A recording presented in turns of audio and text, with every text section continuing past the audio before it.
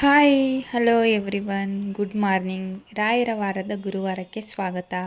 ಎಲ್ಲರೂ ಹೇಗಿದ್ದೀರಾ? ಇವತ್ತಿನ ದಿನ ಹೇಗಿತ್ತು?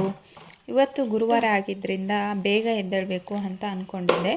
ಆದರೆ ನನ್ನ ಮಗ ನನಗಿಂತ ಮೊದಲೇ ಎದ್ದು ಕೂತಿದ್ದ. ಅವನು ದಿನ ಲೇಟಾಗೇ ಹೇಳ್ತಾನೆ, ಯಾಕೋ ಗೊತ್ತಿಲ್ಲ ಇವತ್ತು ಬೇಗ ಎದ್ದಿದ್ದ. ಸರಿ, ಏನು ಮಾಡೋಕ್ಕಾಗಲ್ಲ, ಮತ್ತೆ ಮಲಗ್ತಾನೆ ಅನ್ನೋ ಭರವಸೆಯಿಂದ ಅವ್ನು ಕರ್ಕೊಂಡು ಏನೇನು ಕೆಲಸ ಮಾಡ್ಬೋದು ಅದನ್ನು ಮಾಡೋಣ ಅಂತ ಬಂದೆ. ಇವಾಗ ಟೈಮು 5:30 ಆಗಿದೆ. ಕತ್ಲೆ ಹಾಗೇ ಇದೆ.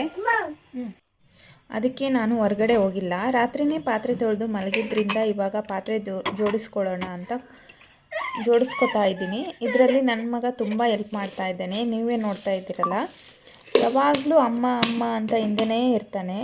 ನಾನು ಏನೇ ಕೆಲಸ ಮಾಡಿದ್ರೂ ಅದರಲ್ಲಿ ಅವನ ಕಾಂಟ್ರಿಬ್ಯೂಷನ್ ಇದ್ದೇ ಇರುತ್ತೆ. ಮತ್ತು ಟೀ ಮಾಡೋಕ್ಕೆ ಇಟ್ಟು ಸಂಜೆ ವಾಕಿಂಗ್ ಹೋದಾಗ ಬಟಾಣಿ ಮತ್ತು ಪಾಲಕ್ ತಂದಿದ್ದೆ, ಅದನ್ನು ಬಿಡಿಸ್ಕೊಳ್ಳೋಣ ಅಂತ ಇವಾಗ ನನಗೆ ಬೇರೆ ಕೆಲಸ ಮಾಡೋಕ್ಕೆ ಆಗಲ್ಲ. ಯಾಕೆಂದರೆ ಇವನು ಯಾವ ಕೆಲಸನೂ ಮಾಡೋಕ್ಕೆ ಬಿಡೋದಿಲ್ಲ, ಎಲ್ಲನೂ ಹಾಳು ಮಾಡಿಬಿಡ್ತಾನೆ.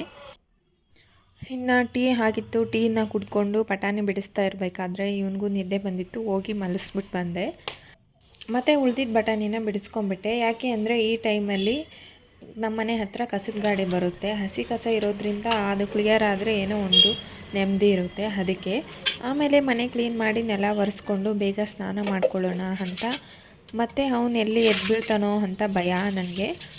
ಹೀಗೆ ಮನೆಯಲ್ಲಿ ಯಾರೂ ಇಲ್ಲ ಅಂದರೆ ವಾಶ್ರೂಮ್ಗೆ ಹೋಗೋಕ್ಕೂ ಕಷ್ಟ ಆಗಿಬಿಡುತ್ತೆ ನಮಗೆ.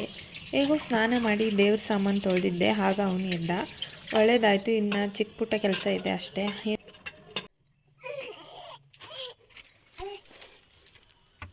ಇವತ್ತೇನು ಬಟ್ಟೆ ತೊಳೆಯೋದು ಕೂಡ ಇಲ್ಲ. ದೇವ್ರ ಪೂಜೆ ಮುಗಿಸಿ ಅವನಿಗೆ ರಾಗಿ ಸರಿ ಮಾಡಿಕೊಟ್ಟೆ. ನನಗೆ ಅಡುಗೆ ಇದ್ದಿದ್ದರಿಂದ ಏನೂ ಮಾಡ್ಕೊಂಡಿಲ್ಲ. ಮತ್ತು ಲಂಚ್ಗೆ ಪಾಲಕ್ ರೈಸ್ ಮಾಡಿದ್ದೆ. ಮತ್ತು ನೈಟ್ಗೆ ಸೊಪ್ಪು ಸಾಂಬಾರು ಮುದ್ದೆ ಮಾಡ್ಕೊಂಡಿದ್ವಿ. ಹೀಗೆ ಇವತ್ತಿನ ದಿನವನ್ನು ಖುಷಿಯಿಂದ ಕಳೆದಿದ್ದೇವೆ. ನೀವು ನಿಮ್ಮ ದಿನ ಹೇಗಿತ್ತು ಅನ್ನೋದನ್ನು ಕಮೆಂಟಲ್ಲಿ ತಿಳಿಸಿ. ಇದು ನನ್ನ ಮೊದಲನೇ ವಿಡಿಯೋ ಆಗಿರೋದ್ರಿಂದ ಎಲ್ಲಾದರೂ ತಪ್ಪಾಗಿದ್ದರೆ ಅದನ್ನು ಕೂಡ ತಿಳಿಸಿ. ನಿಮ್ಮ ಸಪೋರ್ಟ್ ನನಗೆ ತುಂಬಾ ಮುಖ್ಯ. ದಯವಿಟ್ಟು ನನ್ನ ಚಾನಲನ್ನು ಸಬ್ಸ್ಕ್ರೈಬ್ ಮಾಡಿಕೊಳ್ಳಿ. Thank you. ಬಾಯ್.